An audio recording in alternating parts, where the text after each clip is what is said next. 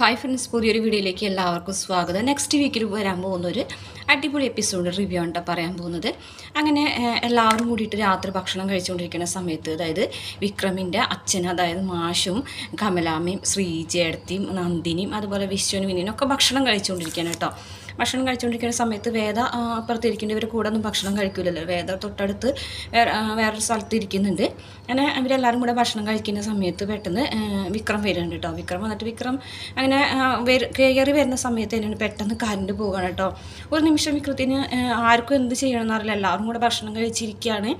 വിക്രമാണെന്നുണ്ടെങ്കിൽ ഇങ്ങനെ ഇരുട്ടത്തൊന്നും മനസ്സിലാവുന്നില്ല. വേദയാണെന്നുണ്ടെങ്കിൽ വേഗം തന്നെ തൻ്റെ മൊബൈൽ കത്തിച്ചിട്ട് വേഗം തന്നെ ഒരു മെഴുകുതിരി എടുക്കും.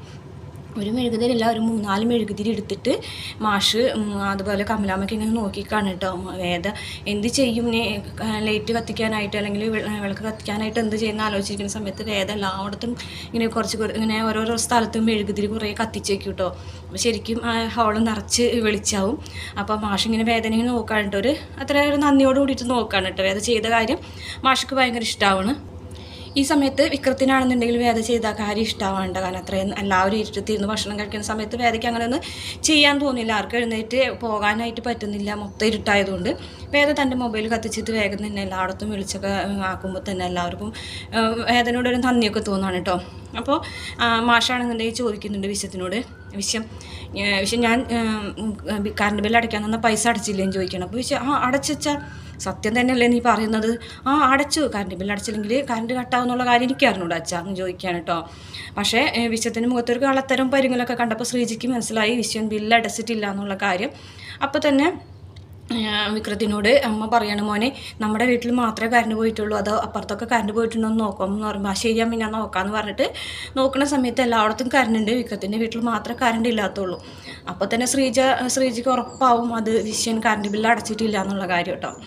അപ്പോൾ വിക്രം ഇങ്ങനെ വിളിച്ച് ചോദിക്കുന്നുണ്ട് കറണ്ട് ഓഫീസിലേക്ക് ഇനി കറണ്ടില്ലാത്ത. അപ്പോൾ ഒരു ബില്ല് അടച്ചിട്ടില്ല എന്നുള്ള കാര്യം പറയുന്നുണ്ടെങ്കിലും വിക്രം അത് പുറത്ത് പറയുന്നില്ല കേട്ടോ. കാരണം അച്ഛൻ ഇനി വിശ്വനെ വഴക്ക് പറഞ്ഞാലോന്ന് വിചാരിച്ചിട്ട് പറയുന്നില്ല.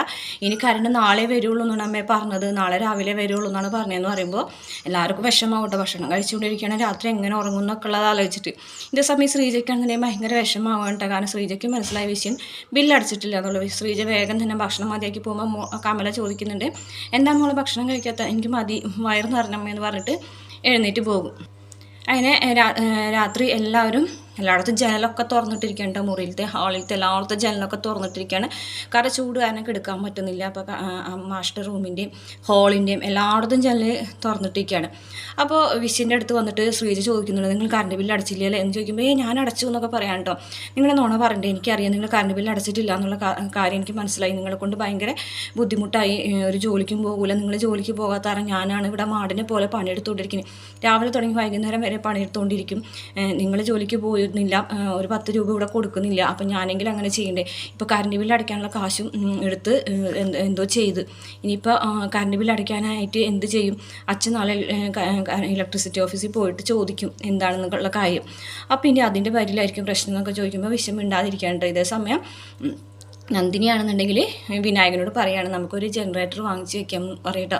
അത് പിന്നെ ആരും അറിയണ്ട, നമ്മളെ റൂമിൽ മാത്രം മേടിച്ച് വെച്ചാൽ മതി എന്ന് പറയുമ്പോൾ ഇതിപ്പോൾ വെളിച്ചം കാണുമ്പോൾ മറ്റുള്ളവർക്ക് മനസ്സിലാവില്ലേ കറണ്ട് ഇല്ലാത്ത സമയത്ത് നമ്മുടെ മുറിയിൽ ജനറേറ്റർ ഉണ്ടെന്ന് പറയുമ്പോൾ നന്ദിനി പറയുകയാണ്, അത് നമ്മളെ റൂമിൽ ഫാൻ മാത്രം ഓൺ ചെയ്തിട്ടാൽ മതി, ലൈറ്റ് ഓൺ ചെയ്യണ്ടല്ലോ എന്നൊക്കെ പറയാനിട്ട്. അങ്ങനെ അവർ അങ്ങനത്തെ ഒരു ഐഡിയ നോക്കുകയാണ്. ഇതേ സമയം വേദയാണെന്നുണ്ടെങ്കിൽ വേദയ്ക്ക് ഹാളിൽ കിടക്കാൻ പേടിയാണ്. കാരണം എല്ലായിടത്തും ജനലൊക്കെ തുറന്നിട്ടിരിക്കില്ലേ. വേഗം തന്നെ ബെഡ്ഷീറ്റ് എടുത്തിട്ട് വിക്രത്തിൻ്റെ റൂമിലേക്ക് വരികയാണ്. വിക്രത് കണ്ടിട്ട് ചാടി എഴുന്നേൽക്കാണ്. നീ എന്താ എവിടെയാണെന്ന് ചോദിക്കുകയാണ് കേട്ടോ. പിന്നെ ഞാൻ ഇവിടെ അല്ലാതെ വേറെ എവിടെ കിടക്കാമെന്ന് ചോദിക്കുക. ഇവിടെ നീ ഹാളിലല്ല കിടന്നതെന്ന് ചോദിക്കും കേട്ടോ. അപ്പോൾ പറയാം, എനിക്കിന്ന് പേടിയാവുന്നു, എല്ലായിടത്തും ജനലും ഒക്കെ തുറന്നിട്ടിട്ടുണ്ട്, ജനലും വാതിലൊക്കെ തുറന്നിട്ടിരിക്കുക. അപ്പോൾ എനിക്കതുകൊണ്ട് പേടിയാവും, ഞാനിവിടെയാണ് കിടക്കുന്നത്. അപ്പോൾ പറഞ്ഞു, നിനക്ക് വേറെ എത്ര മുറികളുണ്ട്, അതിൽ പോയി കിടന്നോട് ചെയ്യും. വേറെ മുറികളിലൊക്കെ ആൾക്കാരുണ്ടല്ലോ, ഈ 2 ആൾക്കാരെല്ലാ മുറിയിലുണ്ട്.